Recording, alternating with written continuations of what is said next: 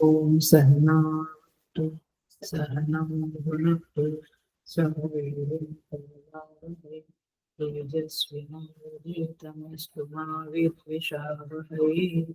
ओम शांति शांति शांति। समस्त जन कल्याणे निरतं करुणामय नमामि चिन्मयं देवं सद्गुरुं ब्रह्मपुत्रं।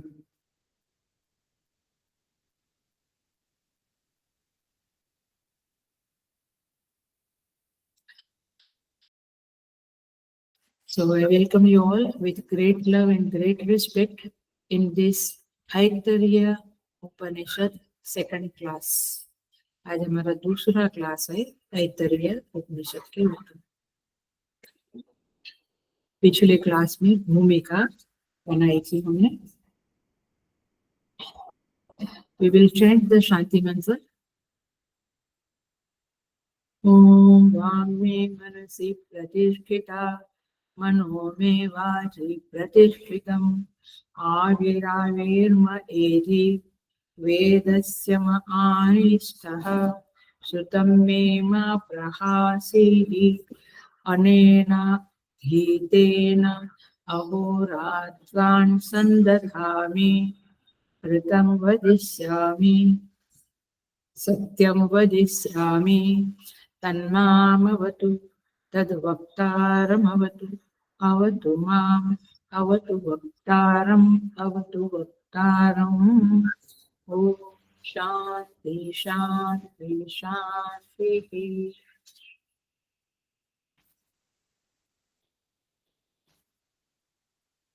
पहला मंत्र ये मंगलाचरण का मंत्र था। फर्स्ट मंत्र भी चैंट करेंगे हम। आत्मा वा इदमेक एव अग्रे आसीत् न अन्यत किंचन विशत स ईक्षत लोकान् सृजा इति।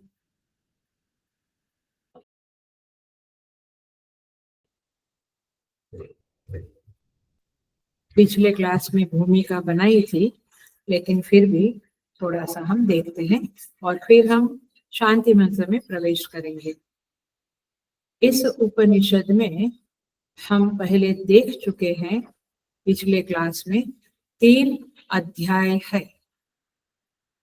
ऐतरेय आरण्यक मंत्र और ब्राह्मण 2 विभाग होते हैं वेद के, ये बताया था।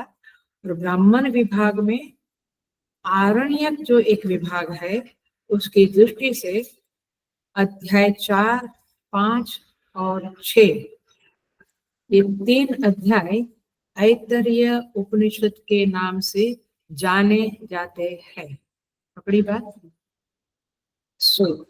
और यह उपनिषद ऋग्वेद का है। दश उपनिषद में माने भगवान भाष्यकार ने जिसके ऊपर भाष्य किया है उसे दशोपनिषद भाष्य है, तो दशोपनिषद कहते हैं। इस दशोपनिषद में ये एकमात्र उपनिषद ऋग्वेद से है।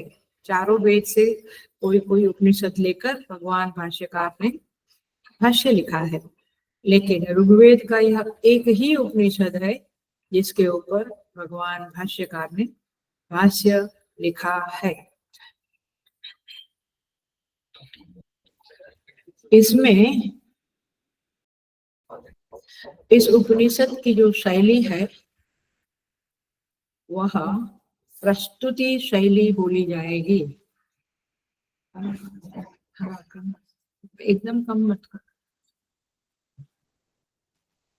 इस उपनिषद में जो प्रस्तुति की है माने प्रेजेंटेशन, चलो वो किसका प्रेजेंटेशन किया है पूरे उपनिषद में? निष्क्रिय ब्रह्म का माने शुद्ध ब्रह्म का, निर्विकार निर्गुण ब्रह्म का प्रस्तुतिकरण इस उपनिषद में हुआ है। माने आपके कर्मयोग की बात नहीं है, उपासना की बात भी यहाँ पे नहीं है। सृष्टि मीमांसा है, परंतु मुख्यतया निर्गुण निराकार ब्रह्म की बात यहाँ पे की गई है। और इसके द्वारा ये जो परिव्राजक मुमुक्षु है, परिव्राजक माने जिसमें गृह त्याग किया है, घर छोड़ दिया है और आश्रम में अथवा परिभ्रमण करते हुए परिव्राजक के रूप में जो साधक लोग हैं, उनके चित्त में ये ब्रह्म प्रत्यादित हुए, इसके लिए यह उपनिषद की प्रस्तुति हुई है। प्रत्यादित होना माने मुमुक्षु के चित्त में, ध्यान से सुनना, अटेंशन प्लीज, हेलो,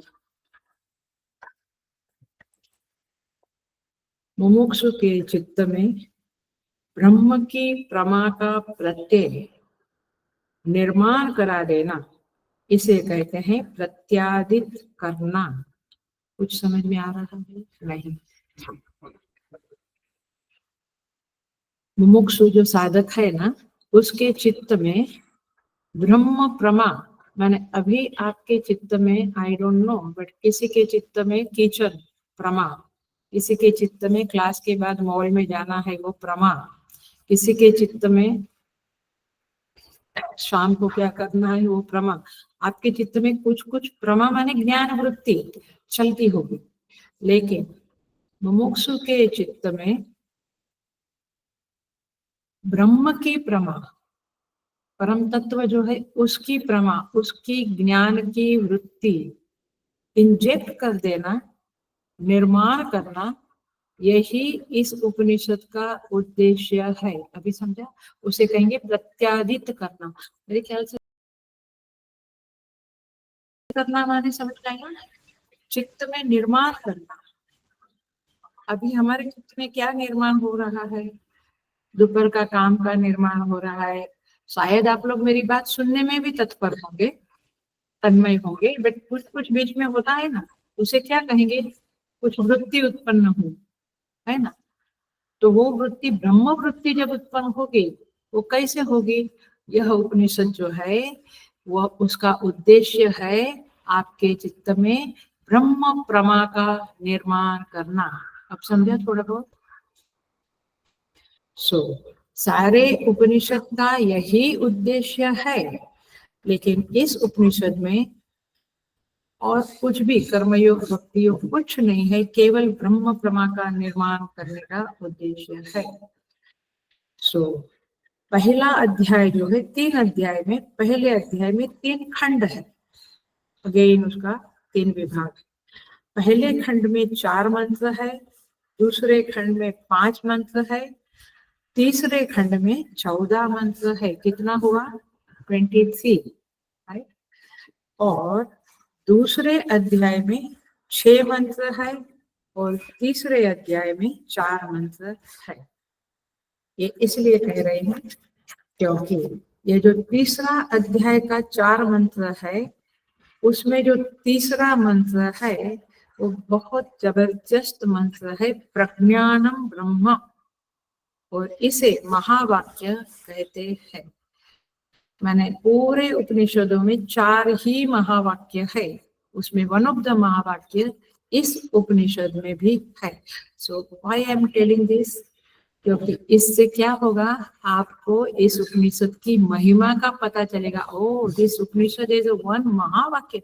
10 उपनिषद में किसी किसी में ही है, बाकी सब में महावाक्य नहीं है, लेकिन इसमें एक महावाक्य है। कहाँ है?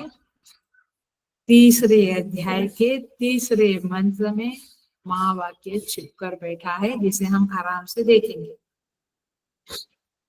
सारे उपनिषदों का तात्पर्य क्या है? जैसे मॉल का तात्पर्य है आपको कपड़े, धन धान्य सब कुछ सेल करना। आया? कपड़े की दुकान का तात्पर्य है कपड़ा सेल करना, मेडिकल दुकान का तात्पर्य है मेडिसिन सेल करना। उपनिषद का तात्पर्य क्या है? ब्रह्म ज्ञान, माने आत्मा की। इसको थोड़ा खोल के बोलती हूँ, अटेंशन प्लीज, हेलो, बिल्कुल ध्यान से सुनना। शांति मंत्र इजी है, बट ये ओपनिंग में थोड़ा सा समझा रही हूँ। आत्मा की ब्रह्मता का बोध कराना, माने मैं जो आत्मा हूँ, आत्मस्वरूप हूँ, मेरी जो ब्रह्मता है, अभी तो मैं अपने को अल्प समझता हूँ, छोटा समझता हूँ, मैं पतला, मैं काला, मैं गरीब, मैं मूर्ख, लेकिन हमारी जो ब्रह्मता है, हम ब्रह्म स्वरूप है, इस ब्रह्म स्वरूपता का परिचय कराना हमें यह उपनिषद का इंटेंशन है। समझ में आया? तो यदि आपको अपनी ब्रह्मता का परिचय करना है तो ही क्लास कंटिन्यू करें। आपको यदि है कि बिजनेस कैसे बढ़ेगा या घर में how I should live my life, life management, karma management, no, ये सब इधर नहीं मिलेगा। About yourself, who am I, मैं कौन हूँ, ये यहाँ पे मिलेगा। यदि वो इंटरेस्ट है तो कंटिन्यू करना। तो आत्मा की ब्रह्मता का बोध कराना, ये सारे उपनिषदों का तात्पर्य है। दिमाग में पक्का करके रखे। Why we are listening this Upanishad class? I want to know about myself, who am I. यदि यह बात किसी ग्रंथ में नहीं है, आत्मा के विषय की ब्रह्मता माने आत्मा की ब्रह्मता बताना ये बात नहीं है, तो फिर वह उपनिषद नहीं कहलाएगा। वह मीमांसा के मंत्र होंगे, मीमांसा का ग्रंथ होगा, ऐसा पक्का समझना। किसी ग्रंथ को यदि उपनिषद संज्ञा मिलती है तो एक ही कारण मिलती है, क्योंकि वह आत्मा की ब्रह्मता को प्रत्यादित करता है मुमुक्षु के चित्त में। The Upanishad explains what is Brahman and you are Brahman, ये बात समझाते। तो मुमुक्षु के चित्त में ब्रह्म प्रमा का बोध कराता है, तदाकर वृत्ति का जन्म करा देता है। इसीलिए यह उपनिषद महत्व के होते हैं और इस उपनिषदों में यह ब्रह्म की बात कही गई है। गीता शास्त्र क्या कहता है इसे? आचार्य और शास्त्र जनित, उपदेश जनित ज्ञान चक्षु, ये भी कहा जाता है इसे। शास्त्र जनित समझ में आ रहा है, उपनिषद जनित माने शास्त्र जनित, आचार्य जनित ज्ञान चक्षु। आप प्रमा बोलो, ब्रह्म प्रमा बोलो, ब्रह्म ज्ञान बोलो, अथवा ज्ञान चक्षु खुल गया, माने क्या खुला? ब्रह्म की प्रमा उत्पन्न हो गई। Are you getting? Mundaka Upanishad में तत्र परा विद्या माने यया ब्रह्म उपलभ्यते, ऐसा कहा है। माने ये परा विद्या का यह काम है कि आपके चित्त में ब्रह्म की प्रज्ञा उत्पन्न कर दे। बाकी सारी विद्या को अपरा विद्या कहेंगे, जो आपको how to live a life, life management, work management, diet management, खाना, ये सब सिखाएगा। बट परा विद्या किसको कहेंगे? यया ब्रह्म उपलभ्यते, यहाँ ब्रह्म की प्रमा उत्पन्न होती है हमारे चित्त में। ये आप सुन रहे हैं, ये ब्रह्म प्रमा नहीं है, बहुत श्रवण मनन निधिध्यासन के बाद होगा। सो तदाकार वृत्ति माने उस ब्रह्माकाराकार वृत्ति को तदाकार वृत्ति कहते हैं अथवा प्रमा कहते हैं। सो प्रमा ही, हेलो, बिल्कुल लिख लो कहीं तो, ये प्रमा ही मुक्ति का साक्षात हेतु है। माने मोक्ष के लिए मैं आश्रम में झाड़ू निकालूं और सेवा करूं या दूसरी प्रकार की जो भी सेवा करूं, वह मुक्ति का साक्षात हेतु नहीं है, वो तो चित्त शुद्धि का हेतु है। लेकिन मुक्ति, मोक्ष प्राप्त करना अथवा आत्मा की ब्रह्मता का बोध करना, यह प्रमा का काम है। प्रमा माने ज्ञान वृत्ति, ब्रह्म के विषय में जो ज्ञान है, वो ज्ञान वृत्ति जो उत्पन्न होती है उसे प्रमा कहेंगे। तो वही साक्षात हेतु है किसका? मोक्ष का।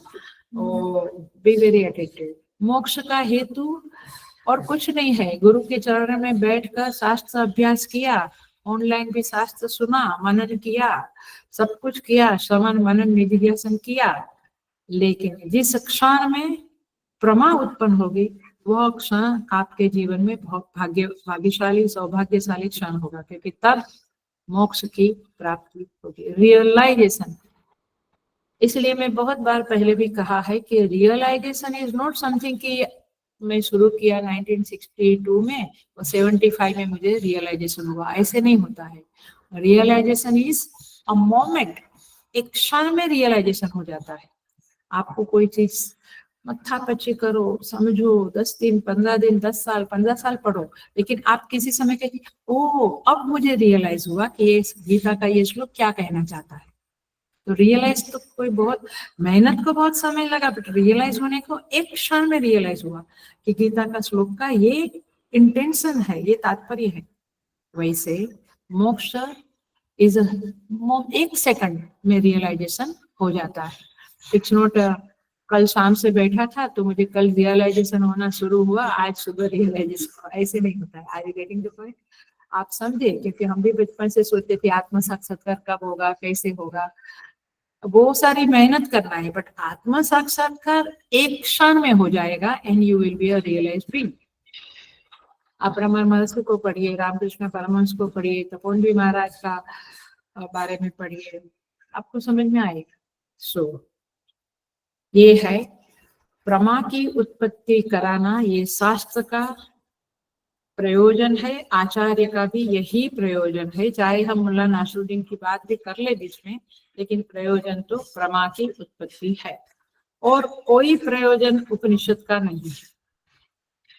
तो उपनिषद में 4 महावाक्य है। पहला है पहला माने तत्वमसि, अहम ब्रह्मास्मि, अयम आत्मा ब्रह्म और प्रज्ञानम ब्रह्म। ये 4 महावाक्य है। तत्वमसि, अहम ब्रह्मास्मि, अयम आत्मा ब्रह्म और प्रज्ञानम ब्रह्म। और कौन सा महावाक्य इस उपनिषद में है? प्रज्ञानम ब्रह्म। पकड़ी बात? ये आपको समझना चाहिए, क्योंकि उपनिषद कितना महान होगा, कितनी महिमा होगी। ये चारों को लेकर, ये चारों जो महावाक्य है उसे लेकर भगवान भाष्यकार ने भाष्य लिखा है। नॉट टू बिग, लेकिन एक छोटी 100 पेज की बुक तो बन ही जाती है। और उस भाष्य को 4 महावाक्य और उसके भाष्य को एक ग्रंथ कहते हैं। इसका नाम है वाक्य वृत्ति। जो प्रौढ़ साधक होंगे, नए साधक आप मत सुनिएगा, ये घबरा जाएंगे। जुने साधक है उनको मालूम होगा कि कोई वाक्य वृत्ति नाम का ग्रंथ चिन्मय मिशन थाने में और सीसीएमटी में और सारे मिशन सेंटर में बिकता है और रहता है। वो क्या है तो समझ में आया? 4 महावाक्य के ऊपर कमेंट्री, उसे कहते हैं वाक्य वृत्ति। ये ग्रंथ है, भगवान करे कभी हम लेंगे तो लेंगे। अब ये भी थोड़ा समझ लो, क्योंकि अब जो आगे के उपनिषद आएंगे उसमें महावाक्य कहीं ना कहीं होगा। उसमें ऐसा समन्वय किया है भगवान भाष्यकार ने कि जो तत्वमसि है उसे उपदेश वाक्य कहा है। तत्वमसि, वह तू है। तो गुरु ने क्या किया? उपदेश किया है ना, तो इसको क्या कहेंगे? उपदेश वाक्य। अहम ब्रह्मास्मि, ये सेकंड है, उसको कहेंगे अनुभव वाक्य, क्योंकि मैं ब्रह्म हूं ये मुझे अनुभव हुआ, तो उसे कहेंगे अनुभव वाक्य। तीसरा क्या था? अयम आत्मा ब्रह्म, ये अपरोक्षानुभूति वाक्य है। अयम आत्मा ब्रह्म, ये मेरी आत्मा ही ब्रह्म है, ये अपरोक्षानुभूति वाक्य है। और चौथा जो प्रज्ञानम ब्रह्म है वह लक्षण वाक्य कहलाता है। तो इस तरह से ये 4 वाक्य है, महावाक्य है। महावाक्य माने ऐसा नहीं समझेगा समझना कि वाक्य की बड़ी विशालता है, नो। वाक्य से उत्पन्न होने वाला, हेलो बिल्कुल ध्यान से सुनो, बिल्कुल ध्यान से। ये छोटा सा महावाक्य है, उस वाक्य से, उस महावाक्य से उत्पन्न होने वाला अर्थ जो है वो बहुत बड़ा है। क्योंकि वो क्या अर्थ है? अहम ब्रह्म, ब्रह्म का ज्ञान होता है। तो छोटा सा वाक्य है, बट ज्ञान किसका कराता है? वो ब्रह्म, जो बड़ा से बड़ा है, क्योंकि उससे बड़ा और कुछ है ही नहीं। इसलिए ये 4 महावाक्य की बहुत कीमत है, बहुत महिमा है। और इसीलिए यह आत्मा ब्रह्म है, ये अर्थबोध जीव को मुक्त कर देता है, मोक्ष दे देता है, और इससे और कुछ बड़ा नहीं है। इसलिए श्रीमद् भगवत गीता के 7वें अध्याय में भगवान कहते हैं यज्ञात्वा तत् भूयोन्यत यज्ञात्वा नेह भूयोन्यत ज्ञातव्यम अवशिष्यते। यज्ञात्वा नेह भूयोन्यत ज्ञातव्यम अवशिष्यते। 7वां अध्याय। क्या अर्थ हुआ इसका? जिसे जानकर और कुछ भी जानना बाकी नहीं रहता, nothing more left to know. तो मतलब आप समझो कि कैसा साधक शांत हो जाएगा।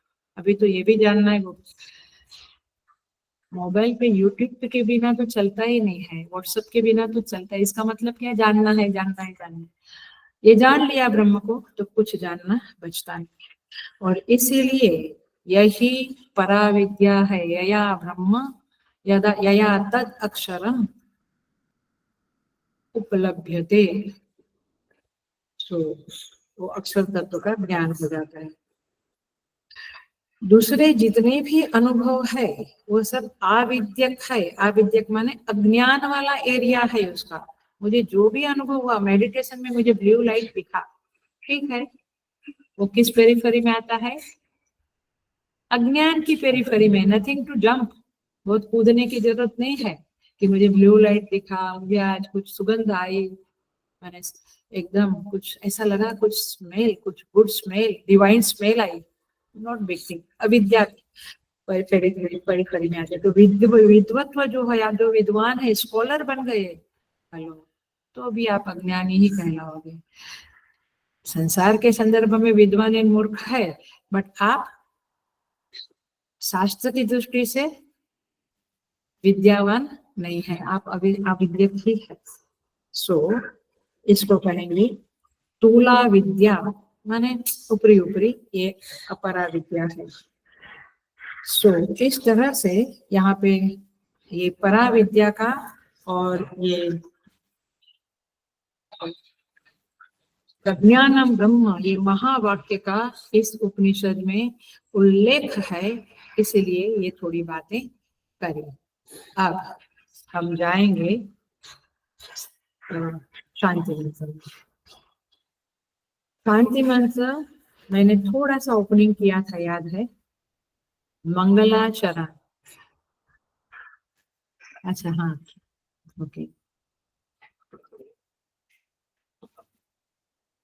पिछले क्लास में मंगलाचरण, प्रार्थना और शांति मंत्र, ये 3 शब्दों का उपयोग किया था और थोड़ा बहुत समझाया था। मंगलाचरण किसे कहते हैं? किसी भी कार्य के शुरुआत में भगवान का मंत्र स्मरण करना चाहिए, उसे कहेंगे मंगलाचरण। हम लोग जब एग्जाम देते थे तो थोड़ा ओम नमः शिवाय कर लेते थे ना, शायद हमारे जमाने में करते थे कि अभी के बच्चे मुझे नहीं पता, बट हम लोग तो कुछ भी है तो पटाख से पहले घर के बाहर निकले तो थोड़ा पैर भगवान को नमस्कार करके निकलो, आने के बाद भी आप पैर धो के नमस्कार करो, माने हर एक क्रिया में परमात्मा का स्मरण रहता था। उसे मंगल आचरण, मंगल आचरण माने मंगल आचरण कहते हैं। क्यों करना चाहिए? क्योंकि जो काम करने जाते हैं वो एक सक्सेसफुल होता है, और हमने मंगलाचरण नहीं किया, भगवान को प्रार्थना नहीं किया, तो हमें लगेगा मेरे कारण हुआ। भगवान को प्रार्थना करके गए, जब भगवान को प्रार्थना किया था ना, इसलिए सफलता मिली, तो अहंकार क्या होगा? शांत होगा, और कर्ता में जो न्यूनता है उसकी भी भरपाई हो जाती है। तो एक तरह से यह मंगलाचरण हमें अहंकार से विनिर्मुक्त रखता है। अहंकार बढ़ता नहीं है, कर्तृत्व हमारा गाढ़ा नहीं होता है। परंतु कोई भी काम करना है तो योग्यता तो चाहिए ही चाहिए। महाभारत युद्ध में अर्जुन को भी योग्यता थी, कर्ण और दुर्योधन को भी योग्यता थी, सब लोगों को योग्यता थी, और उस योग्यता को बढ़ाना भी चाहिए। आप डॉक्टर है तो सर्जन बनो, एमबीबीएस है तो सर्जन बनो, आप टीचर है तो प्रोफेसर बनो, माने आपको आगे बढ़ते रहना है, योग्यता को डेवलप करते रहना है। तो जितनी बढ़ा सके उतनी योग्यता बढ़ानी है, बढ़ाते हैं हम। लेकिन हेलो, ध्यान से सुनना, लेकिन भगवान गीता में कहते हैं श्री कृष्ण, माम अनुस्मर युध्य च तस्मात् सर्वेषु कालेषु 8वां अध्याय। माम अनुस्मर युध्य च, सब काल में मेरा स्मरण करो, और युध्य च माने अपना कर्तव्य कर्म करो अथवा कर्मयोग करो, ये अर्थ है। 7वां अध्याय हो गया है अभी तक। क्यों भगवान ने ऐसा कहा? हम तो अपनी योग्यता बढ़ाने के लिए बहुत एग्जाम्स देते, एग्जाम के ऊपर एग्जाम देते, जॉब भी करते हैं, और इवन लेडीज लोग घर का काम भी करते हैं, मैंने बहुत कुछ करते हैं, तो फिर आपका स्मरण क्यों? सुनो, क्योंकि जब हम भगवान की स्मृति को साथ में रखकर काम करते हैं तो फिर परमात्मा की कृपा का योग हमारे पुरुषार्थ के साथ जुड़ जाता है। अभी क्या था, भगवान का याद नहीं किया तो मेरा पुरुषार्थ के द्वारा जो फल मिलना था वो मिला, लेकिन परमात्मा का स्मरण किया तो उसकी कृपा का योग भी साथ में पुरुषार्थ के साथ में बन गया। माने पुरुषार्थ प्लस कृपा is equal to more success, ऐसे मैंने ऐसे ही बोला समझने के लिए आया। तो परमात्मा की कृपा का योग भी उसमें बन जाए। क्यों? सभी काफी लोग बहुत इंटेलिजेंट है, बहुत जो जो जो बड़े लोग होते हैं उनसे बहुत ज्यादा योग्यता भी है, फिर भी वो बड़े बन जाते हैं, आप बड़े नहीं बनते। क्यों? क्योंकि इधर क्या हो गया, परमात्मा की कृपा का योग हो गया। आई बात समझ में? इसलिए कोई क्या बोलते सेलिब्रिटी बनता है, या कोई ग्रेट म्यूजिशियन बनता है, या ग्रेट नेता बनता है, जो भी बनता है, ग्रेट टीचर बनता है, सारे टीचर है, बट कोई टीचर बहुत प्रिय है। क्यों? क्योंकि उसके अंदर जो कृपा आ गई है ना, जिसके कारण सारे बच्चे उनको ज्यादा प्यार करते हैं। पढ़ाने में तो सभी समान है सपोज, बट तात्पर्य क्या था? आप देखिए महाभारत के युद्ध में भी लास्ट क्लास में थोड़ा बताया था कि भगवान को अर्जुन ने और पांडवों ने आह्वान किया, उनको इनवाइट किया कि आप हमारे पक्ष में रहो। तो भगवान जब उनके पक्ष में आए तो पक्ष का पलड़ा भारी हो गया, और वो लोग भी कैपेबल थे। Karna was great, Duryodhana was great, उसमें भीष्म पितामह थे, द्रोणाचार्य थे, बड़े बड़े लोग थे, दे वर ऑल ग्रेट, परंतु हार गए। क्यों? क्योंकि इधर भगवान की कृपा का संयोजन हो गया। Are you getting the point? Why we should? आप समझाएंगे अपने बच्चों को? नहीं, हमारे बच्चे अभी छोटे हैं। अच्छा, जब जवान होंगे तो बात सुनेंगे कि समझाओ कि why should we go every day to temple, why should we remember, why should भगवान, why should we do namaskar every day, etcetera etcetera, ताकि वो जो पढ़ाई करते हैं उसमें और कृपा मिल जाए तो रिजल्ट अच्छा होगा। कृपा तत्व का आवाहन बहुत जरूरी है, और इसीलिए इस उपनिषद में मंगलाचरण का श्लोक आता है। प्रार्थना भी एक चीज है, प्रकर्षण अर्थ थे। प्रार्थना का अर्थ होता है आप बहुत ही क्या बोलेंगे, आग्रह से, बहुत ही अर्नेस्ट डेडिकेशन से, अर्नेस्टनेस से आप भगवान के पास कुछ मांगते हैं। अर्थ थे माने मांगना। जब हम भगवान के पास प्रकर्षण बहुत आजीजी भाव करके, विनम्रता भाव करके, विनम्र करके मांगते हैं, उसे प्रार्थना कहते हैं। स्तुति एंड प्रार्थना अलग है, मैंने पिछले क्लास में कहा था। स्तुति माने भगवान का हम प्रेज करते हैं, भगवान के गुणों का गान करते हैं। उस स्तुति में यदि हमने मांग रख ली, कुछ संकल्प किया कि मैं 108 बार हनुमान चालीसा का पाठ करूंगा जिससे दिस मुझे मिले, तो फिर वो क्या हो गया? प्रार्थना हो, फिर वो स्तुति नहीं। बट विष्णु सहस्त्रनाम बस मैं भगवान का गुणगान गाता हूँ, मुझे अच्छा लगता है, तो स्तुति बन गई है। उसका फल भी मिलेगा, बट आपकी ओर से कुछ मांगा नहीं जाता है। और शांति मंत्र क्या है? त्रिविध ताप की शांति, आध्यात्मिक ताप, अधिभौतिक ताप, अधिदैविक ताप की शांति होवे। इस तरह से हमने ये बातें करी थी, मैं पुनः रिपीट किया। तो ब्रह्म विद्या के प्रारंभ में भगवान से क्या कामना की जा रही है, आइए देखिए। ओम वांग में मनसी प्रतिष्ठिता, वाक ओम वाक में मनसी प्रतिष्ठिता, मेरी वाणी मन में प्रतिष्ठित होवे। आया? वाक माने वाणी, मन में प्रतिष्ठित हुए। सो ओम, ओमकार का क्या अर्थ है समझे। ओम माने परमेश्वर को हम पुकारते हैं, परमेश्वर का नाम है ओमकार। लेकिन वो ओम का अर्थ निर्गुण निराकार में भी जाता है, सगुण साकार में भी जाता है। मैंने सगुण साकार ब्रह्म में भी ओम कह सकते हैं, निर्गुण निराकार ब्रह्म को भी ओम कह सकते हैं। माने जो अवस्था त्रय में अनुवृत्त है और अवस्थातीत भी है।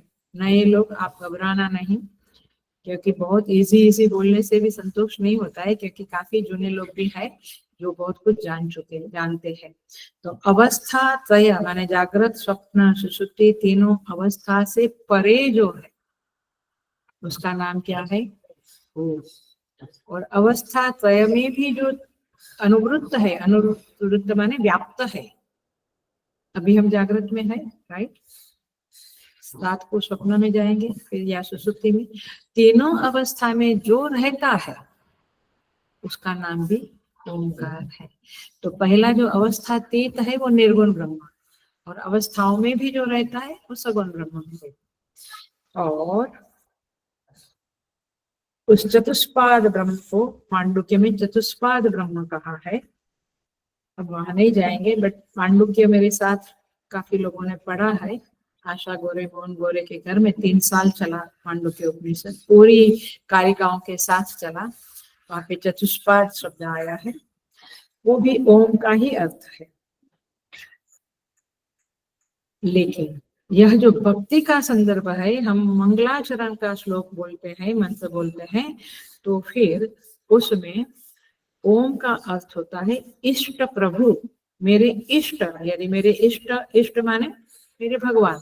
हम कहते हैं ना मेरे तो शिव जी है, मेरे तो कृष्ण जी है, माने क्या आपके इष्ट देवता कृष्ण है, आपके इष्ट देवता शंकर भगवान है, तो उसे इष्ट कहें।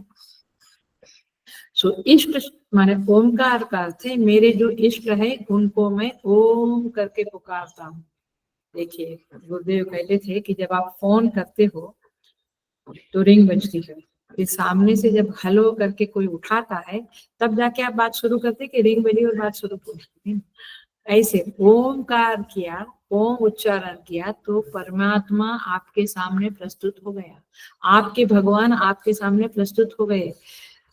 एज इफ वे अभी सुन रहे, उन्होंने हेलो कहा क्योंकि आपने ओम कहा, ओमकार का उच्चारण किया। तो ओमकार का उच्चारण किसके लिए है, जैसे हम फोन करते हैं तो डायल करते हैं और फिर हेलो बोलते हैं, तो हेलो क्या है, इसलिए कि ओमकार का उच्चारण। अभी आप शुरू करो।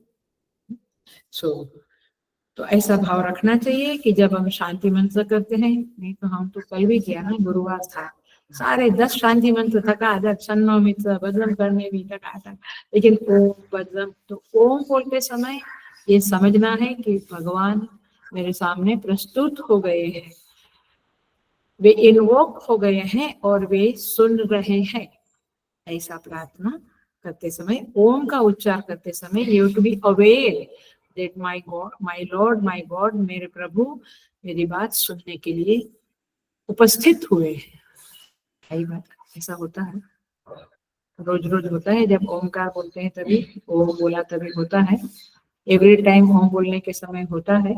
हाँ तो हाँ ऐसा करो कि ऐसा करो, हाँ ऐसे ऐसे नहीं करो, नहीं तो कुछ समझेगा नहीं। ओके, सो ये करना चाहिए। वाग में मनसी प्रतिष्ठिता,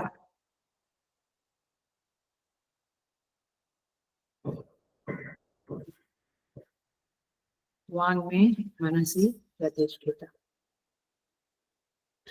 इसका अर्थ है, इसका अर्थ है मेरी वाणी मेरे मन में प्रतिष्ठित होवे, स्थित हो जाए, मेरी वाणी मेरे मन में स्थित हो जावे। देखिए एक छोटा सा वाक्य, आपको कुछ समझ में नहीं आया होगा, मेरी वाणी मेरे मन में स्थित हुई, कुछ समझ में नहीं आता है, अथवा समझ में आता है तो ये आई डोंट नो कैसे समझ में आता है, लेकिन हम समझेंगे, इसको अच्छी तरह से समझेंगे। इसका अभिप्राय है मन क्या करता है, चिंतन करता है, सोचता है, चिंतन करता है, और वाणी क्या करती है, बोलती है, राइट।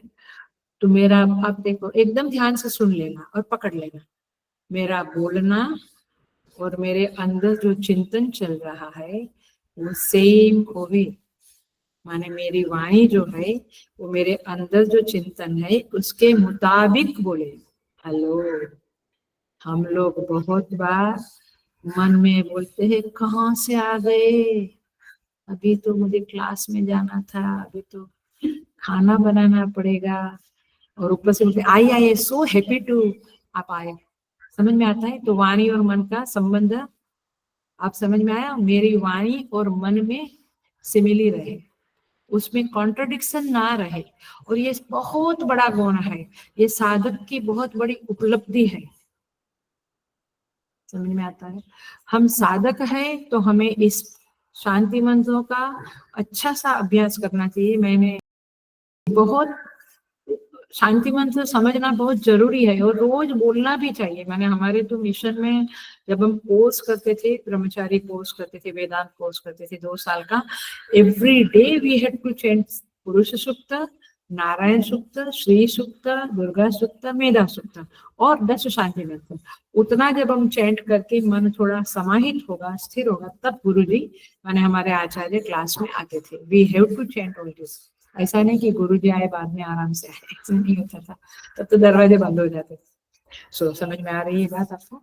सो अभी समझा, वाणी में मनसी प्रतिष्ठित है, माने चिंतन और वाणी में एक रूपता स्थापित हो जावे, ऐसा शिष्य भगवान से प्रार्थना करता है। क्योंकि मन में कुछ चलेगा और कुछ सुनेंगे वो भी तो ठीक नहीं है, कुछ बोलेंगे वो भी तो ठीक नहीं है। सो चिंतन कहीं, वाणी कुछ बोले, ये विभाजन है, ये कॉन्ट्रडिक्टरी, ये स्प्लिट पर्सनालिटी बोलते हैं, स्प्लिट पर्सनालिटी। तो उसको खंडित पर्सनालिटी भी बोलते हैं, माने खंडित है, आपका व्यक्तित्व खंडित है, इट्स नॉट, एक रूपता नहीं है। और ब्रह्म विद्या जब आप सीखते हैं तब तो ये बहुत जरूरी है। एक महात्मा ने किसी एक संत को कहा, देखो भाई, मैंने स्वामी सुबोधानंद जी को ही कहा, वे कहते हैं अपनी बात, वे कहते हैं कि संत ने मुझे कहा, अच्छे से सुन लेना, क्योंकि बहुत बार मैंने पर्सनली बोलती हूँ, बहुत बार जो हमारे गुणों को न देखते हुए हमारे कुछ दोषों को देखते हैं, वे बहुत बार ऐसा कुछ लोग होते हैं जीवन में, ठीक है वो भी ठीक है, बट आप लोग समझ लो, क्योंकि जो फेस मैंने किया है एक समय में, वैसे आप आज आप लोग भी करते होंगे। लोग कहते हैं ना, क्लास में जाते हैं और क्या, और गुस्सा करते हैं, क्लास में जाते हैं झूठ बोलते हैं, माने हर एक चीज में आप परफेक्ट होने चाहिए। तो देखो, स्वामी जी सुबोधानंद जी कहते हैं कि एक महात्मा मिले वृंदावन में, उन्होंने कहा कि भैया, जो तुम्हें समझ में आता है, जिसका तुमने अनुभव किया है और जिसका तुम आचरण करते हो, वही बात बोला करो। 3 शब्द सुना ध्यान से, क्या, जिसका जो माने जो तुम्हारी समझ में आया, जिसका तुमने अनुभव किया और जो तुम आचरण में लाते हो, वही बोला करो। मैंने बेचारा ब्रह्मचारी वेदांत कोर्स करके उसको एक सेंटर दिया और वो व्यासपीठ पे बैठा, अभी तो सारी वैल्यू सिस्टम अपने पर्सनालिटी में इंजेक्ट नहीं हुई है, अभी अभी तो सब सीखा, और बेचारा झूठ बोला तो मर गया। तो नहीं बात, लोग बोलेंगे वाह, बोलते हैं सत्यम वद, हमको उपदेश देते, खुद तो आचरण में नहीं लाते हैं, बोलते हैं ना। माना मुझे भी, मैंने भी ऐसा बहुत सुना है, अभी भी कभी सुनते हैं हम लोग। आया, सुनते हैं आप लोग घर में भी ऐसा, या नहीं सुनते, या आपको आज भी करते हैं पति लोग, बेटे वो कि आप तो सत्संग करते। सो 3 शब्द है, जो समझा, जो अनुभव किया, जो आचरण किया, वो बोले। स्वामी जी एकदम नरम हो गए, स्वामी जी बोले कि मैं तो हिल गए, क्योंकि सारी चीजें जो शास्त्र में है वो अनुभूत नहीं है, अनुभव नहीं, ईश्वर ऐसा है उसका अनुभव नहीं है। और वो सुआचरित हुआ, सारी चीजें सत्यम वद धर्मम चर, वो भी नहीं है। हम लोग तो ह्यूमन बीइंग है, धीरे धीरे धीरे धीरे वैल्यू सिस्टम इंजेक्ट होती है।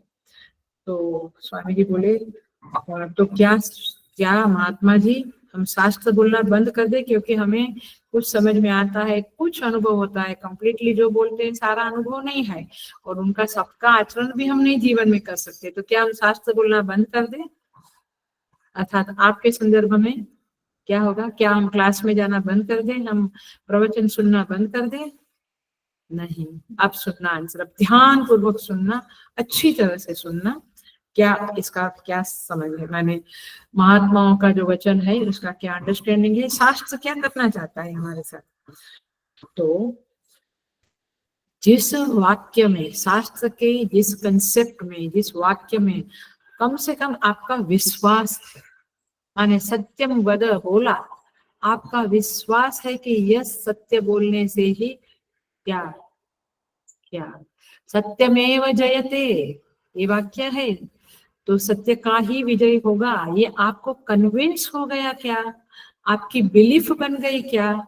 चाहे कभी किसी समय में आपको आचरण नहीं हो पाया, अभी भी कभी आचरण नहीं हो पाता है तो बहुत ग्लानि होती है, रोने को आता है, भगवान के पास बैठ के क्षमा मांगते हैं। कपट आया, लोभ आया, क्रोध आया, जो भी शास्त्र मना करते हैं वो चीज हमारे चित्त में आई तो क्षमा मांगना है। लेकिन ये बात बहुत पक्की है, पूरा जीवन इसी उद्देश्य को समर्पित है कि चित्त शुद्धि होवे। ये वाग्मयी सेवा जो हम करते हैं उसका भी फल हम यही चाहते हैं, चित्त शुद्धि होवे, प्योरिटी ऑफ द माइंड, मतलब ये दुर्गुण, ये दोष हमारे चित्त में ना रहे।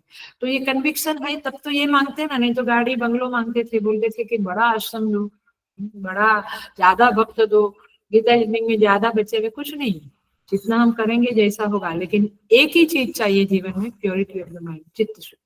क्यों? क्योंकि कन्विक्शन क्या है? यही चीज मांगने जैसी है, यही चीज की कीमत है। अनुभूत नहीं है, अभी इतना अनुभूत नहीं है, इतना आचरण में भी कुछ परसेंटेज आता है, कुछ परसेंटेज हमारे जीवन में नहीं आया है आचरण में, लेकिन बिलीफ पक्की है। समझ में आया? बिलीफ माने मान्यता, वी बिलीव दैट सत्यमेव जयते। नहीं तो कथा बता दूं, उपनिषद में कथा सुनिए।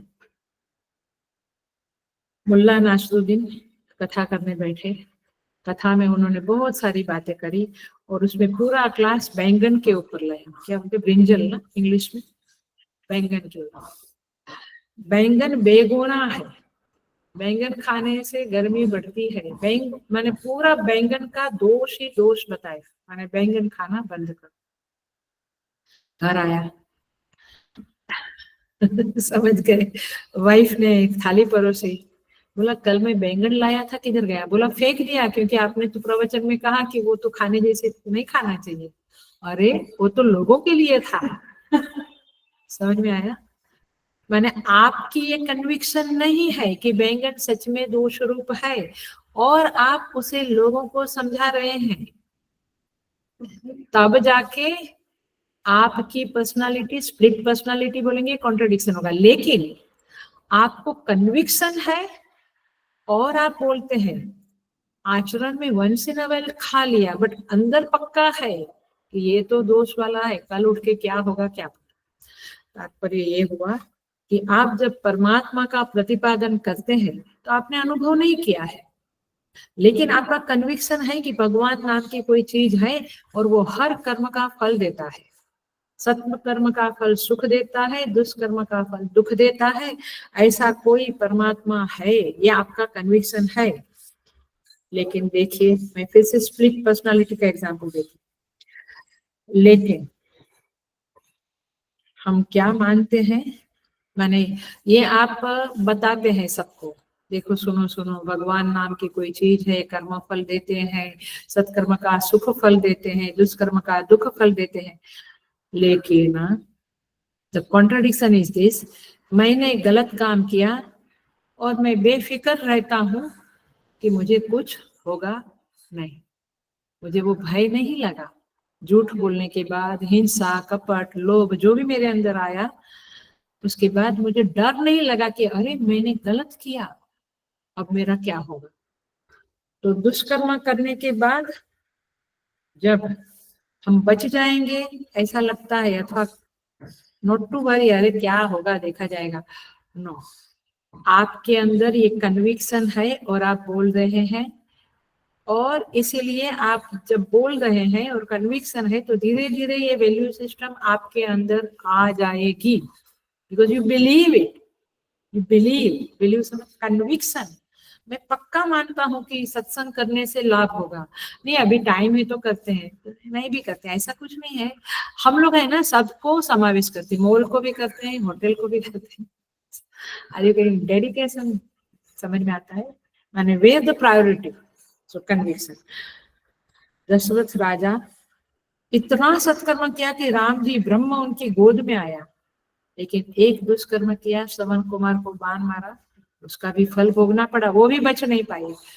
पॉइंट इज दिस की वांग में मनसी प्रतिष्ठिता, मेरे मन में, माने महात्मा जी ने यही समझाया कि जो आपके बिलीफ है वो बोलो, अनुभव नहीं हुआ है, आपका आचरण में कभी कभी छूट जाता है, लेकिन यू बिलीव इट, तो आज नहीं तो कल 100% वैल्यू सिस्टम आ जाएगी। तो स्वामी जी बोलते हैं कि बाद में मुझे इतना अच्छा लगा, क्योंकि कई बार स्वामी जी कहते हैं, स्वामी सुबोधानंद कहते हैं, उनका जो सीडी है उसमें हम सुना है, वे कहते हैं कि कई बड़े बड़े महात्मा लोग परमात्मा का प्रतिपादन करते हैं, अच्छी अच्छी वैल्यू सिस्टम के बारे में बताते हैं, लेकिन वे कहते हैं हाँ प्रवचन कर दिया, बट कभी कभी मुझे लगता है सब नाटक है। क्यों? क्योंकि हम खुद फॉलो नहीं करते हैं तो नाटक लगता है। स्वामी जी कहते हैं कि ऐसे बड़े बड़े लोगों को भी ये बाधाएं है जीवन में, देयर पर्सनालिटी इज ऑल्सो वांग में मनसी प्रतिष्ठिता नहीं है, लेकिन ये शांति मंत्र मुझे ऐसा लगता है, और स्वामी जी भी बहुत बार बताते हैं कि एक चीज तो उठा लो, कुछ एक चीज उठा लो और उसको जीवन में फॉलो करो, बहुत ज्यादा ना कर सके तो नहीं, बट कुछ तो उठा लो, दो चार चीजें, एक चीज। सो इसलिए स्वामी जी कहते हैं कि ये हमारे लिए मनन का साधन है, ये प्रवचन हम करते हैं तो चित्त में मनन होता है, मनन होता है तो कन्विक्शन धीरे धीरे आ जाता है ना। वो पीने वाला एकदम से कोई बोला और पीने नहीं लगता है, उसको समझाते हैं, जैसे आपकी टीवी में एडवर्टाइजमेंट आती है ये खरीदो, वो आपको मनन कराता है, 10 बार वो एडवर्टाइजमेंट आती है तो आप कहते हैं ये खरीद ही लेना है। क्यों? क्योंकि वो चित्त में जाता रहेगा। तो ये प्रवचन करने से चित्त में सत्यम वद धर्मम चर जाता रहेगा, तो आज नहीं तो कल आप उसको फॉलो करेंगे। सो पॉइंट ये है कि हम प्रतिपादन करते हैं सत्कर्म करना चाहिए, और फिर अपनी पत्नी को कहते हैं छोड़ यार, सत्कर्म का जमाना नहीं है। Are you getting the contradiction in your personality? तो हमें बहुत ध्यान रखना है। तो यहाँ पे कहते हैं कि ऐसा हुआ तो वक्ता के लिए वेदना का कारण बन जाता है, फिर वक्ता कंफर्टेबल नहीं रहता है, इसलिए वक्ता को कन्विक्शन है तभी बोलो। बस आचरण नहीं हुआ, कभी फेलियर हुआ, अनुभूति नहीं हुई, माने सत्य में वजह थे, कभी कभी सत्य बोलने के बाद भी हमारी फेलियर होती है, नहीं वो कुछ और कारण से हुआ होगा, सत्य का विजय ही होगा। ये कन्विक्शन होने से आपकी पर्सनालिटी शुद्ध परिशुद्ध पर्सनालिटी बनेगी, और वाणी और चिंतन में एक रूपता होगी। वांग में मन से प्रतिष्ठिता, मनो में वाचे प्रतिष्ठिता, माने मेरा मन मेरी वाणी में स्थित हो जावे, माने दोनों में एक रूपता रहे, समथिंग मन में कुछ है बाहर कुछ। जिंदगी में कितने सालों से ये करते आए हैं, अंदर कुछ और बाहर कुछ, कितने सालों से, बच्चों के साथ, पति के साथ, पत्नी के साथ, बहू के साथ तो बहुत ज्यादा होगा, आया गुरु के साथ लोग करते हैं, मन में कुछ है और टेरिबल। सो आगे बढ़ते हैं। आविराविर्म एधि, यहाँ पे कहते हैं आविही म एधि। आवि माने परमेश्वर, प्रकाश स्वरूप परमेश्वर, में माने मेरे लिए, आविही एधि, हे पर प्रकाश स्वरूप परमेश्वर, एधि आप आइए, माने मेरे सामने प्रकट होइए। आविर्भाव एधि, मैं माने मैं है, हे प्रभु आप मेरे सामने प्रकट हो जाओ। समझ में आया? वांग में मनसी प्रतिष्ठिता, मेरे मन ने जिस बात को स्वीकार किया है वही मैं बोलूंगा। जीवन में देखा जाता है बहुत बार हम दूसरों को गलत एडवाइस देते हैं। मन में हम समझते हैं कि ये करने से भला होगा, लेकिन मेरा उससे बहुत प्यार नहीं है, तो मैं उसको गलत एडवाइस देता हूँ। इसका देते हैं, होता है ना, ये जीवन में देखा है। हमें कोई गलत एडवाइस देता है, फिर हमको समझता है कि ये डजंट लव मी अथवा शी डजंट लव मी, तो ऐसा कहते हैं। ये सब चीजें समझ में आती है, ये जीवन की सच्चाई है। तो मेरा मन जिस बात को स्वीकार करे वही बोले। और हे परमेश्वर आप मेरे सामने उपस्थित होइए, प्रकट हो जाइए। जो आपका तत्व है, आपका मर्म है, वो हमारे चित्त में अनुपलब्ध न रहे। हमारी मेधा तेजोमय होवे, वेद ज्ञान से संपन्न हो जावे, समृद्ध हो जावे, ऐसा यहाँ पे प्रार्थना करते हैं। ये शिष्य प्रार्थना करता है भगवान से। और जब आपका मन और वाणी में एक रूपता होगी तो ये प्रार्थना सुनी भी जाएगी, नहीं तो नहीं सुनी जाएगी। वेदस्य मआनिस्थः, ये वेद के जो विषय ज्ञान है वह आप मेरे मन में लाने वाले बनो। माने वेदस्य मआनिस्थः, वेद का जो, वेद के विषय के जो ज्ञान है वो मेरे चित्त में आ जावे। It should come into my mind. नहीं तो कितना भी सुनने के बाद वो कुछ पल्ले नहीं पड़ता है। नए लोग, आप लोग धीरज रखना, धीरे धीरे पल्ले पड़ेगा चीजों। सो वेदस्य मआनिस्थः, आगे बढ़ते हैं। श्रुतम मे मा प्रहासीहि, माने वेद आविरावेद म एधि, वह परमात्मा मेरे चित्त में प्रकट रहे। मैं अहमदाबाद गई थी, सबको पूछती थी कि क्या साधना चल रही है। कोई कहा कि मैं सर्वत्र ईश्वर दर्शन की साधना कर रहा हूँ, कोई कहा कि मैं ये कर रहा हूँ, एक ने कहा कि मैं ये साधना कर रहा हूँ, मुझे बहुत अच्छा लगा इसलिए I am sharing with you.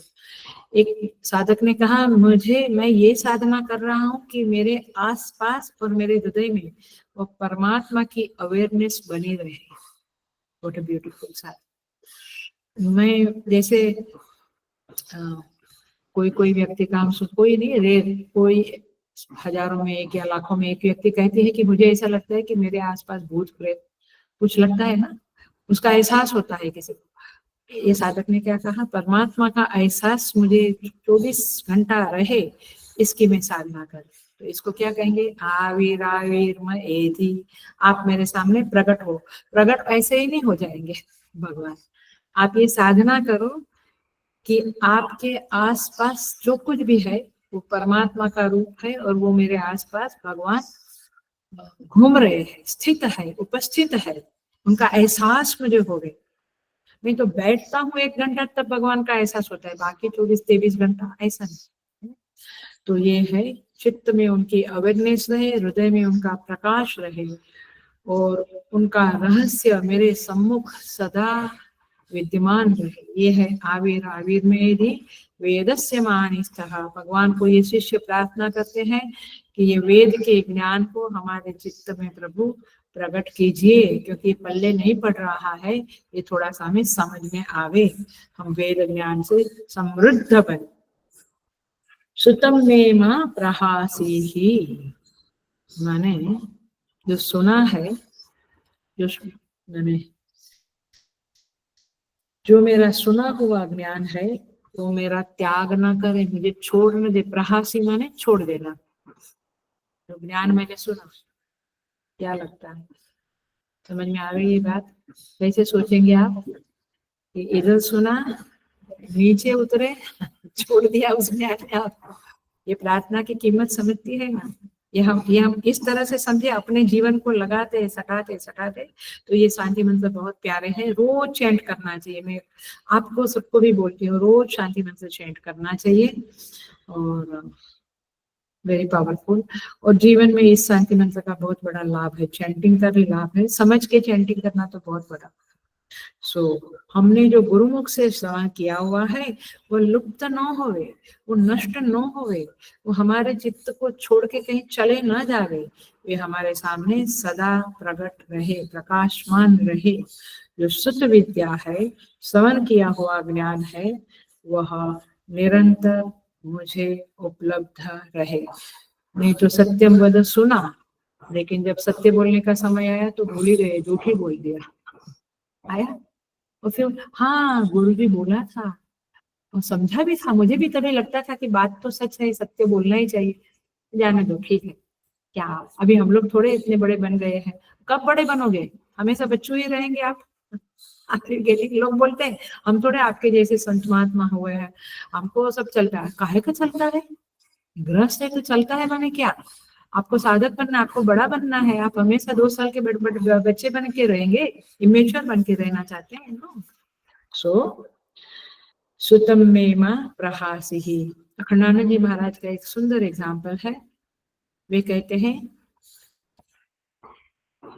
कोई विद्वान, कोई महात्मा उनके प्रवचन सुनने के लिए वहां बैठे थे। प्रवचन पूरा होने के बाद उन्होंने अखंडानंद जी महाराज को पूछा, ये वेदांत कहाँ से पढ़ा आपने, ये वेदांत कहाँ से पढ़ा।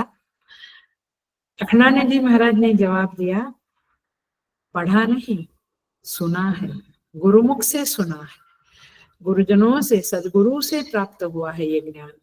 तो सदगुरु से सुनना यही परंपरा की मांग है। हम अपना पढ़ लिया, कई लोग मुझे कहते हैं हमने पढ़ लिया है इसलिए हमको जरूरत नहीं है। वाह बढ़िया। पढ़ना, पढ़ने के कारण आपको ज्ञान टिकेगा ये बात नहीं है, बट आपने सुना है तो ज्ञान आपके साथ रहता है। तो श्रवण किया हुआ नष्ट नहीं होता है, इसीलिए ऋषियों से जो अर्थ प्राप्त हुआ वह नष्ट न होवे, ऐसी विद्यार्थी की, शिष्य की प्रार्थना है। आगे कहते हैं अनेनाधीतेन अहोरात्रान् संदधामि, अनेन अधीतेन, संधि अलग करके देखो, अनेन अधीतेन, अधीत माने धी अध्ययन, अधीत माने पढ़ा हुआ, अध्ययन किया हुआ। इस हमने जो अध्ययन किया है, अनेन अधीतेन, ये जो अधीत किया हुआ है, अध्ययन किया हुआ है, अहोरात्रान् संदधामि, इस अध्ययन के द्वारा मैं दिन और रात्रि को एक कर दूं। संदधामि माने जोड़ दूं, इसको रात दिन को। नहीं, 1 घंटा तो बहुत हो गया, 1.25 घंटा जब मैंने पूछा था तभी काफी लोगों ने कहा नहीं 1.25 घंटा नहीं। Anyway, I understand your practical problems, but फिर भी अध्ययन के द्वारा मैं दिन और रात को एक कर दूं। क्या अर्थ है इसका, मतलब मैं संधान करूं, जोड़ दूं। इसका अर्थ है ब्रह्म विद्या के अध्ययन में मैं दिन और रात ना देखूं, रात और दिन सतत में अध्ययन करूं। once a week 1 घंटा। और इसीलिए ये उपनिषद की ओपनिंग आज तो नहीं कर पाऊंगी, नेक्स्ट क्लास में करूंगी, तभी आपको पता चलेगा कि ये उपनिषद का अधिकारी कौन है। नेक्स्ट क्लास मेरा उपनिषद के का अधिकारी कौन है, गीता का अधिकारी कौन है ये भी थोड़ा बताऊंगी, बट उपनिषद का अधिकारी कौन है इस पर बोलूंगी। तो उपनिषद का अधिकारी तो यही मांगता है कि मैं रात दिन अध्ययन करूं। क्या कहते हैं, माने मेरा स्वभाव ऐसा बना दो, मैं 1 घंटा प्रवचन करूं, 1 घंटा पढ़ूं, मैं तो थक गया, आप थोड़ा सा मूवी देख लेते हैं थोड़ा सा घूम के आते हैं, थोड़ा सा फ्रेंड को फोन कर देते, क्या हुआ इधर, क्या हुआ उधर। वो वृत्ति ही न बने मेरी रुचि इतनी जबरदस्त बने अध्ययन में कि मैं बस रात दिन यही किया करूं, अध्ययन कर दूं। दिन में पढ़ने बैठूं तो रात हो जावे, रात को पढ़ने बैठूं तो सुबह हो जावे। देखिए मुझे याद है हम लोग और आप लोग भी, जब पहले के समय में हम लोग बैठते थे गप्पे मारने, फ्रेंड सर्कल इन लोग, कब सुबह हो जाती थी पता चलता था। आप लोग भी, अम्मा लोग जब शादियां होती है घर में, बहुएं बेटियां माने सब इकट्ठे होते हैं, ननन भाभियां, हो जाता था ना रात को गप्पे मारने, सुबह पड़ जाओ, अरे बाप रे सुबह होने को आई, चलो चलो सो जाओ। तो बात करने बैठे तो सुबह हो जाती है, इस तरह से यहाँ पे मैं अध्ययन करने बैठू तो प्रभु रात दिन एक हो जावे, सुबह हो जावे। माने इन शॉर्ट मैं विद्या व्यसननी बनूं, विद्या का मुझे व्यसन लग जावे, पीने वाले रात को पी के पड़े रहे, मुझे विद्या का व्यसन लग जावे, ऐसा मैं रात दिन को एक करूं, ये तात्पर्य है। श्रुतमेव प्रहासीहि अनेन अधीतेन अहोरात्रान् संदधामि। अब शब्द आता है, पावरफुल शब्द है, ऋतम वदिष्यामि। जो लोग तैत्तरीय उपनिषद मेरे साथ किया होगा उनको याद होगा। ऋतम वदिष्यामि, सत्यम वदिष्यामि, ये दो शब्द है, देख रहे हैं इसमें, देखो। ऋतम शब्द का अर्थ है, भगवान भाष्यकार तैत्तरीय उपनिषद में कहते हैं, भाष्य में, वहां पर भी शांति मंत्र है, ये सन्नो मित्र। ऋतम वदिष्यामि, ऋतम शब्द का अर्थ भाष्यकार ने किया है, शास्त्रानुसारेण, शास्त्र अनुसारेण, कर्तव्य अनुसारेण सुनिश्चित अर्थः ऋतम। तैत्तरीय भाष्य में देख लेना, भगवान भाष्यकार ने भाष्य किया है शांति मंत्र के ऊपर। शास्त्र अनुसारेण, कर्तव्य अनुसारेण, सुनिश्चित अर्थः ऋतम। माने यहाँ पे कहते हैं ऋतम वदिष्यामि, ये भविष्य काल की क्रिया है, मैं ऋतम ही बोलूंगा। माने क्या बोलूंगा? जो शास्त्र ने कहा है उसके मुताबिक जो कर्तव्य होता है, शास्त्र के मुताबिक, मेरे कहने, मेरे थिंकिंग के मुताबिक नहीं। ये तो मेरे मुताबिक क्या होता है, तो गरम चपाती तो देना ही चाहिए हस्बैंड को, ये हमारा धर्म है, इसलिए हम सत्संग में क्या नहीं आ सकते। समझ में आया? आपका मन के मुताबिक नहीं, शास्त्र कहता है दिन में 1 घंटा सत्संग करो, तो आपको टाइम निकालना पड़ेगा, क्योंकि आपके पास तो 24 घंटे के लिए बहाने हैं, इस कारण नहीं आ सकता, उस कारण नहीं आ सकता। लेकिन शास्त्र कहा है कि 1 घंटा सत्संग करना चाहिए, तो करना ही है। तो इसे क्या कहेंगे? ऋतम, माने शास्त्र अनुसार है ना, कर्तव्य, ये आपका कर्तव्य है, ऐसा संध्या करना, जप करना, सत्संग करना, ये कर्तव्य है। सुनिश्चित अर्थ, हाँ, उसके मुताबिक मैंने जो डिसीजन लिया, अर्थ माने मीनिंग, अर्थ माने एक समझ, मैंने जो सुनिश्चित, मेरे अंदर एक समझ पैदा हो गई, क्या? अगेन सत्यम वद, शास्त्र ने कहा सत्यम वद, मेरा कर्तव्य भी सत्य बोलने से मैंने देखा कि मुझे लाभ होता है, झूठ बोलने से बड़ी मार खानी पड़ती है, तो कर्तव्य मेरा सत्य बोलना। तो फिर मेरे अंदर ये पक्का हो गया, सुनिश्चित अर्थ, सुनिश्चित अर्थ माने कन्विक्शन हो गया, बिलीफ बन गई, उसके मुताबिक ही मैं बोलूंगा। ये पहले जो वांग में मनसी बोला वही टाइप का है, जो हमने सुना, जो हमने शास्त्र ने कहा, उसके मुताबिक जो मेरा कर्तव्य बनता है। इसका क्लासिक एग्जाम्पल हल्का सा देती हूँ, डिटेल में नहीं जाएंगे। भरत जी, वैसे तो गुरु की बात सुननी चाहिए, वशिष्ठ गुरु ने क्या कहा, तुम गद्दी पे बैठो, लेकिन शास्त्रानुसार है ना, कर्तव्य अनुसार है ना, मेरा कर्तव्य तो मैं छोटा भाई हूँ, और उसका माँ का जो भी कई कई का था वगैरह वगैरह, उसका बड़ा एनालिसिस स्वामी जी ने दिया है, बहुत सुंदर दिया है। एनीवे, ये यहाँ पे उसका बहुत रिलेवेंस नहीं है करके, तो कर्तव्य और शास्त्र के अनुसार जो मेरी बुद्धि को सुनिश्चित कन्विक्शन हो गया, बिलीफ बन गई, उसके मुताबिक मुझे जीना है। Most of the time we are not living like that. हमारा, हमने शास्त्र कुछ सुना, मेरा कर्तव्य कुछ है, और मैं कुछ करता हूँ, कुछ बोलता हूँ, very very very contradictory life. So इसे कहेंगे ऋतम वदिष्यामि, मतलब मान्यताएं हमारे जीवन को दिशा देती है। हेलो, हरिओम, बिल्कुल ध्यान से सुनो, 5 मिनट है लेकिन फिर भी।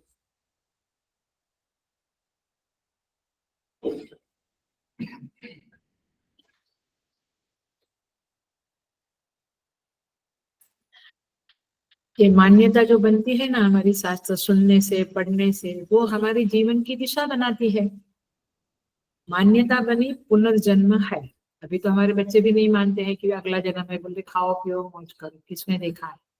लेकिन यदि आपकी मान्यता है कि पुनर्जन्म है, ये मान्यता आपका बुद्धि में पक्की है, तो आप क्या करेंगे? दुष्कर्म करने से डरेंगे। क्यों? क्योंकि अगले जन्म है और इस जन्म का दुष्कर्म का फल भोगना पड़ेगा, और आप सत्कर्म और सेवा और करना चाहेंगे, क्योंकि आपको मालूम है कि सेवा करने से सुख मिलता है। मुझे कल ही हमारा गीता चैंटिंग कंपटीशन का रिजल्ट तैयार हो रहा था। एक जज का पत्ता खोल के और तीनों चारों जज का सब देख के, कमेंट्स देख के हम प्राइज का वगैरह रिजल्ट को तैयार करते हैं। तो बुलाया था, एक नई व्यक्ति को बुलाया था, क्योंकि शॉर्टेज थे, 8 लोग थे, हम पहले 7 थे, तो एक व्यक्ति को बुलाया कि आ जाओ। तो बोला आता हूँ, आती हूँ। वो आए और बोला मुझे ऐसे बुलाया करो। मैं बोला हम सोचा आप नए हैं, पता नहीं। नहीं अम्मा जी, जब मैं सेवा करके वो गीता चैंटिंग कंपटीशन के दरमियान ही शुरू हुआ उनका एंट्री चिन्मय मिशन थाने में। तो बोले जब मैं सेवा करके इधर से सेवा करके जाती हूँ ना, तो मुझे इतनी अच्छी नींद आती है और मुझे इतना आनंद होता है, अपने आप आनंद होता है। ऐसा नहीं पिज्जा खाया और आइसक्रीम खाया तो आनंद हुआ, या टीवी सीरियल कोई बढ़िया देखी। मुझे बस सेवा करके जाती तो बहुत आनंद आता, मेरा मन बहुत हैप्पी रहता है। समझ में आता है? तो सत्कर्म सुख देता है। और ये हम लोगों का तो ये जीवन है, तो हम शास्त्र की बातें आप लोगों से सुनकर ही हमारी कन्विक्शन भी स्ट्रांग होती है। और जो मान्यता आप बनाते हैं वही आपके जीवन को निर्देश करेगी। आपकी मान्यता है कि पुनर्जन्म नहीं है, तो फिर आप क्यों दुष्कर्म करने से डरेंगे? बच्चे कहाँ डरते हैं इतना? सो वैल्यू सिस्टम जो है, इसी को मान्यताएं कहते हैं, और वही हमारे जीवन की दिशा बनाती है, जीवन दिशा को निर्देश करती है। और इसीलिए यहाँ पे शास्त्रानुसारेण कर्तव्य अनुसारेण हमें जो निश्चित किया हुआ समझ है उसको ही बोलना चाहिए। उसके ऊपर ही माने हमारे बोलने के ऊपर शास्त्र की मुहर लगनी चाहिए, तब जाके हमारा बोलना सही होता है। सो ऋतम वदिष्यामि सत्यम वदिष्यामि, मैं सत्य ही बोलूंगा। माने देखिए इसका समझ, ऋतम और सत्यम दोनों शब्द क्यों डाला? ऋतम माने हेलो, एकदम पकड़ लेना बात को, तो फिर आपको कभी भूलेगा नहीं। ऋतम माने कन्विक्शन, मान्यता जो बनी, वैल्यू सिस्टम जो बनी शास्त्र के अनुसार और उसके मुताबिक मेरे कर्तव्य के अनुसार, जो मेरी समझ बनी, बिलीफ बनी, मान्यता बनी, उसे कहेंगे ऋतम।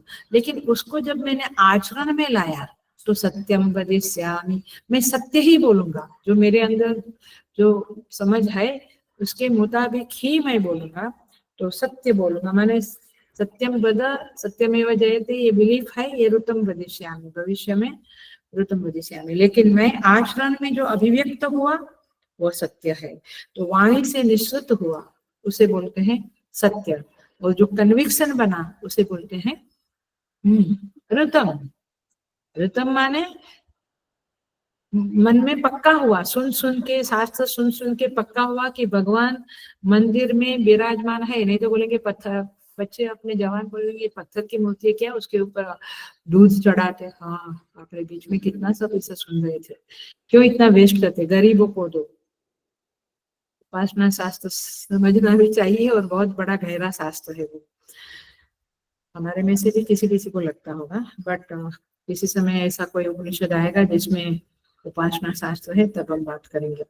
तो ऋतम वदिष्यामि सत्यम वदिष्यामि माने विश्वास के धरातल पर, मूल्य व्यवस्था के धरातल पर, चिंतन के धरातल पर जो हमारा कन्विक्शन है वही वाणी के द्वारा जब बोला जाता है उसे कहते हैं सत्यम वदिष्यामि।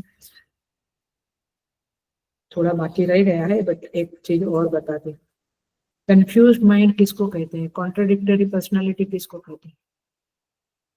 जिसकी मान्यताएं ही परस्पर विरोधी है। कभी सोचता है कि सच बोलना चाहिए, कभी सोचता है सच बोलने से कुछ चलता नहीं है, यानी डबल पर्सनालिटी, स्प्लिट पर्सनालिटी।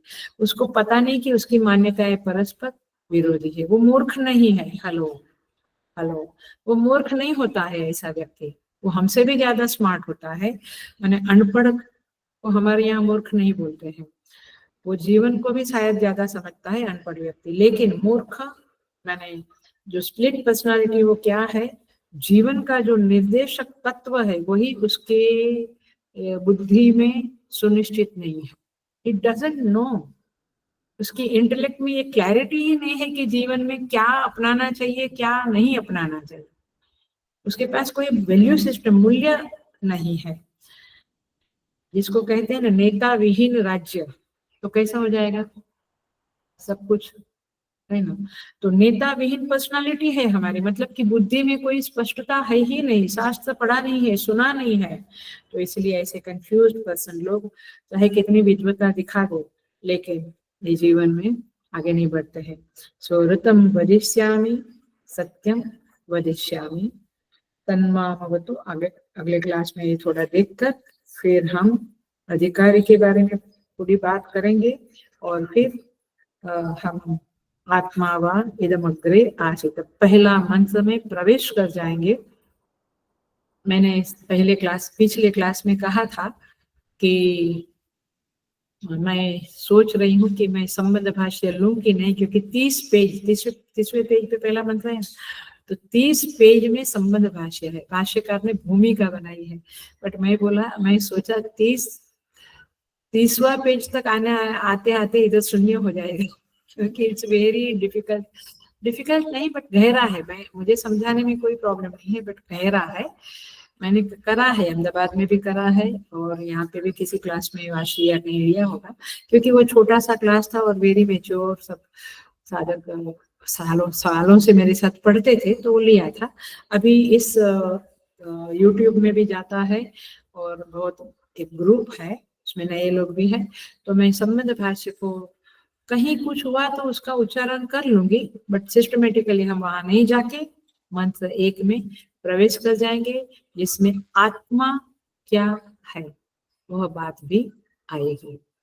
आत्मा क्या है, अभी तो कुछ पता नहीं है, आत्मा है खाली, बट आत्मा क्या है वो समझेगा, अधिकारी समझेगा, एक्सेट्रा एक्सेट्रा। तो नेक्स्ट क्लास की भूमिका ये है, और ये मंत्र भी, शांति मंत्र भी पूरा कर।